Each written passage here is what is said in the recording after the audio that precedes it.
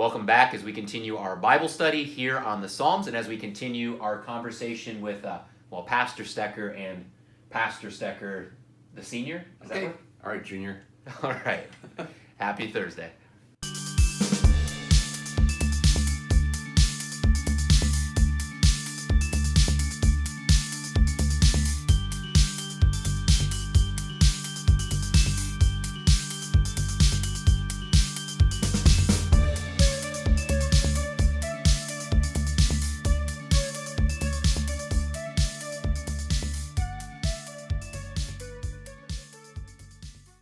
Well, happy Thursday and good afternoon. Pastor Stecker and Pastor Stecker here with Grace Lutheran Church as we continue our Bible study, but we are off-site recording at Emmanuel in New Haven. So we're going to continue our conversation here on the Psalms, and let's go ahead and jump right back in. So last week we talked about kind of the introduction to the Psalms, how the Psalms has affected your Christian life, your ministry, and we talked a little bit about the life of David in Psalm 51.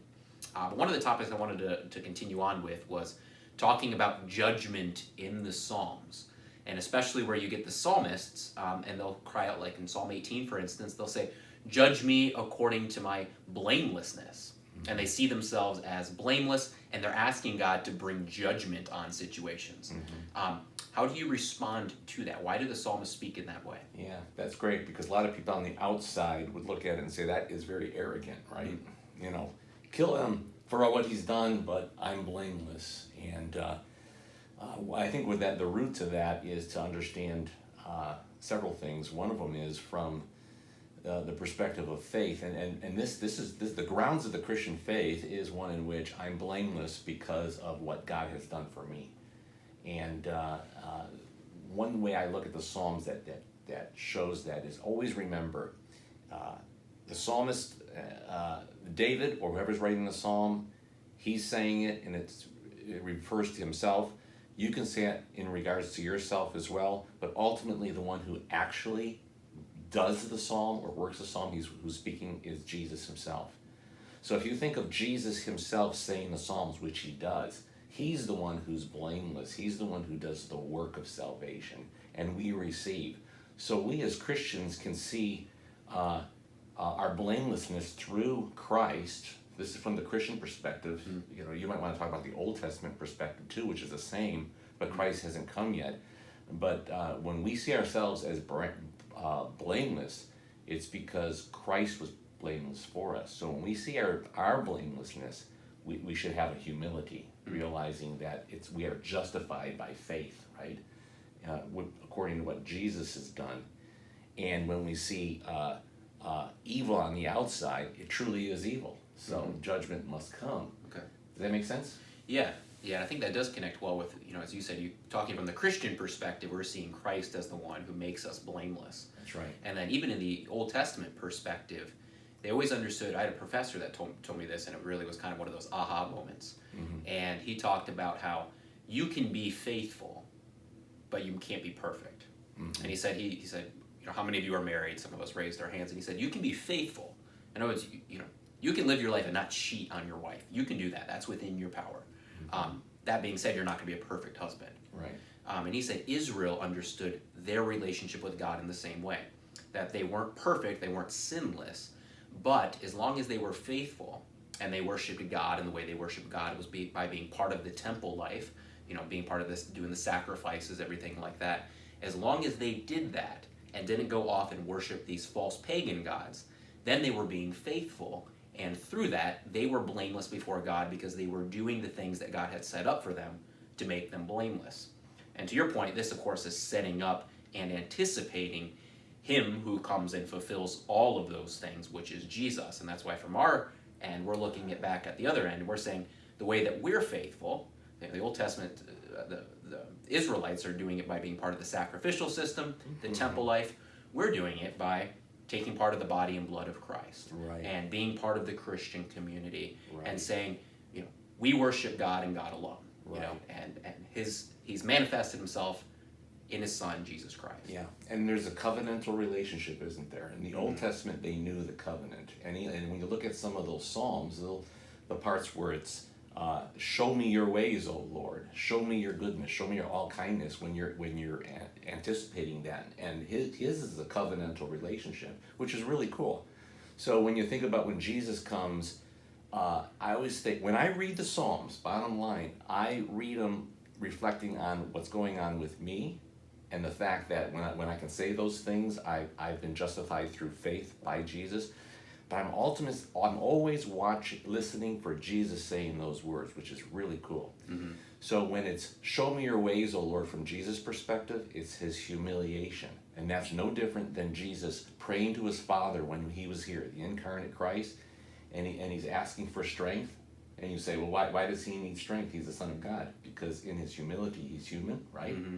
So he's doing the Psalms. And then you mentioned in your Bible study where you think that Jesus would have said the whole 22nd Psalm, right? I think you're right, because as a human, he's asking for that. He's making those same expressions, right?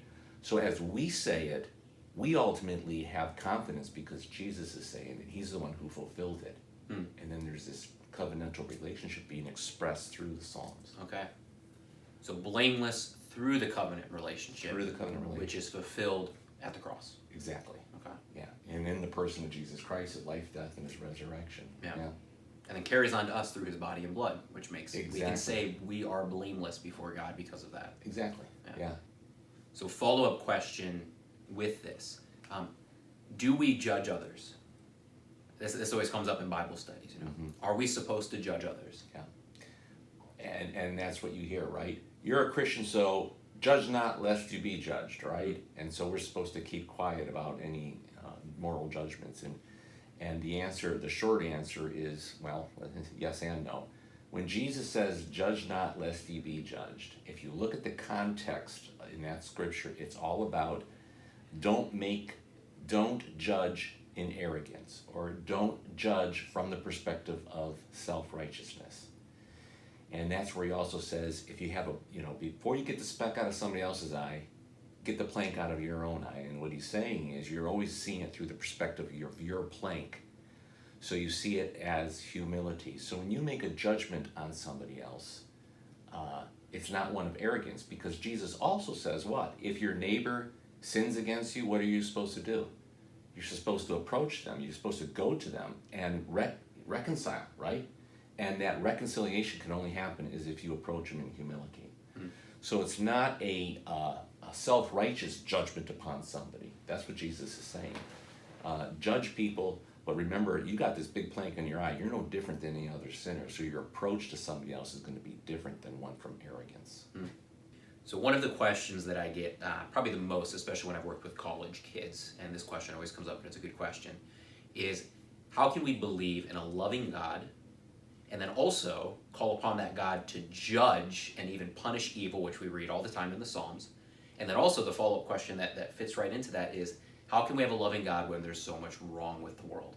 Now that's a big question, but you want to take a stab at it? It's a big question, and it's a fair question. Mm-hmm. I think when people ask that question, it's really fair. And if you answer it right, it'll get right down to the issues of things. And that is, there is a reality. And the reality is we live in a sinful world. We live in an evil world. And from the biblical perspective, it is, God says, if you're disobedient to me, bad things will happen. Sin, death. Ultimately, there will be ultimate fullness of death.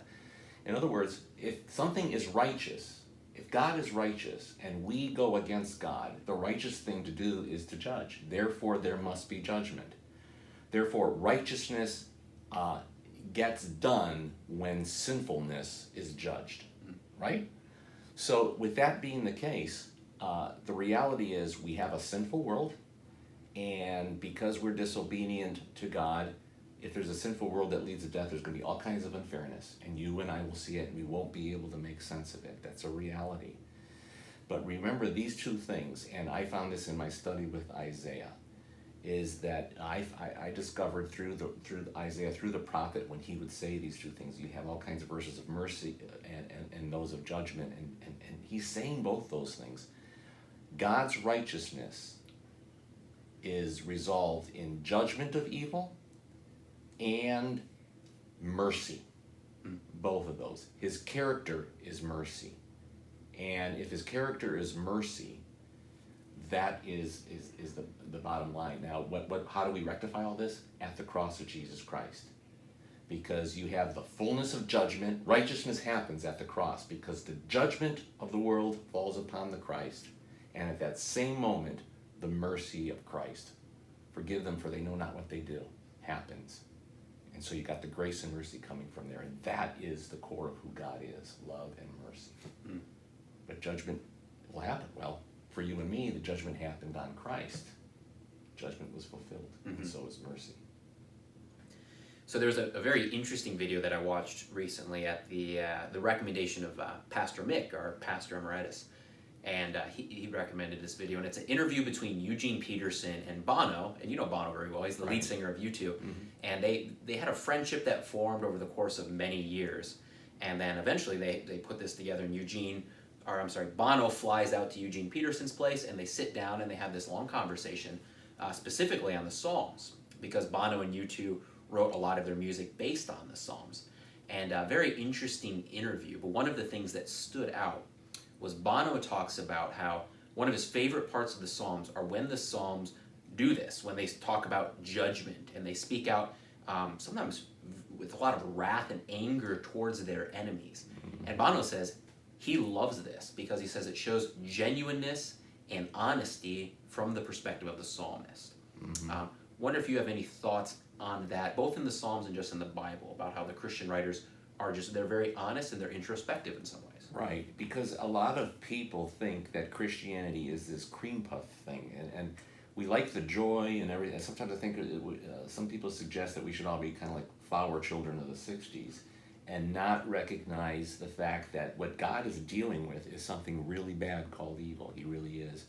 And when we do those expressions, I think maybe Bono, when he's saying, I appreciate that honesty because it is honest to do that, to call evil evil and to be angry at it.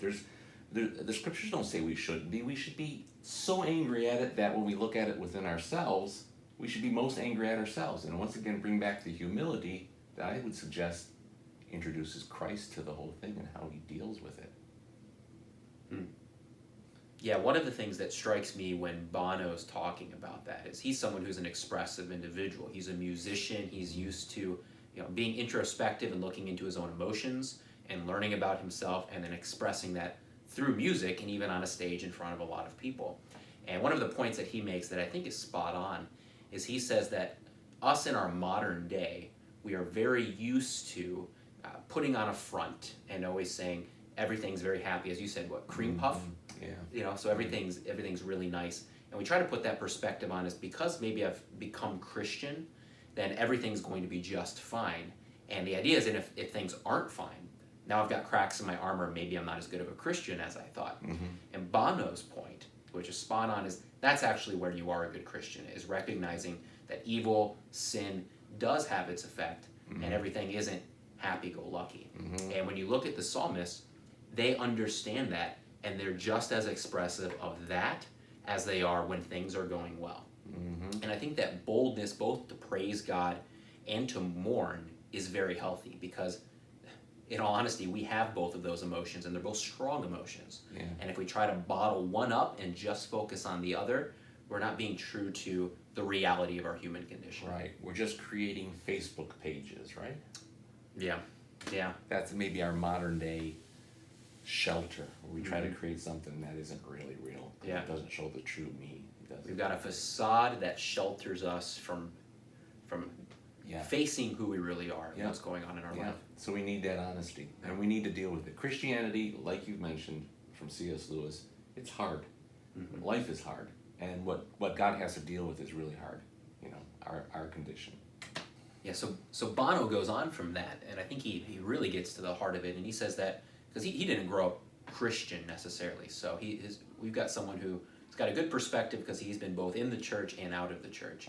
And what he says is when he's outside of the church in his life, the thing that was the biggest turnoff for him was when he could sense disingenuousness in people.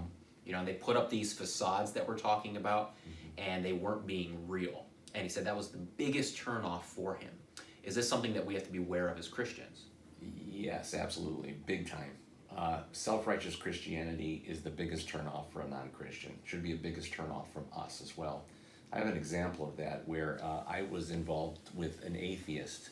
A member asked me to visit with him, and he let me in and we had a discussion. And one of the things he told me about is he was dating a Christian woman, and he would be at her house for dinner with the family. And the family, in their desire to convert him, came across really self-righteous. He says when he would sit down at the table and eat, they all showed themselves to be so much more righteous than him.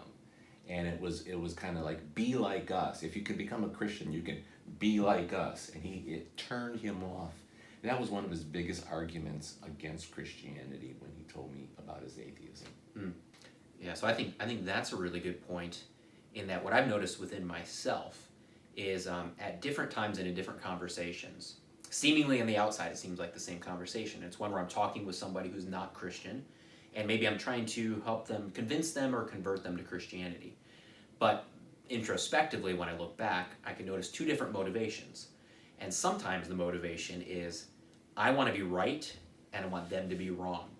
And when that's the case, I'm approaching them and converting them, but I'm really doing it out of my superiority. And I'm looking down, and my main goal really, if I'm honest with myself, is I want to prove that I'm right and I know more, and that they're wrong and they need to learn from me. Yeah. And whenever that's my approach, that's going to be disingenuous, and they can smell that. And someone who's on the outside is going to say, I want to stay on the outside because I don't want to be smug, and I don't want to be arrogant, and I don't want to be superior like this person. Now, there's other times where I've had conversations with people, and usually this is where I'm not all that motivated to have the conversation, because maybe I see someone's brokenness, or I see that someone really needs to learn about Jesus and find the truths of Christianity. And my first reaction is, I don't know if I want to have that conversation right now. But then I say, but they really need it. Right. And then I approach that through humility. And when that's the case, then I'm being genuine. And I'm saying, this is something great that I want to share with you. Same conversation on the surface, but the motivation completely changes the way that it communicates. Absolutely. It's the difference between gospel motivation and law motivation, isn't it? It's exactly the case. I know from my own personal perspective, I love to win the argument. And I've been there before, and I've converted nobody. Yeah. And God doesn't even have a chance to convert through my arrogance, like that. Yeah. Well, thank you for watching and sitting in on our conversation here on the Psalms. We've enjoyed this. Have you enjoyed this? Very much. Yeah. Senior? Absolutely, junior. So we'll continue on next week on Tuesday, actually, with this conversation. And we're going to actually talk about creation and nature, a little bit of typology, and about the joy in the Psalms. So look forward to sitting down with you on Tuesday. God bless.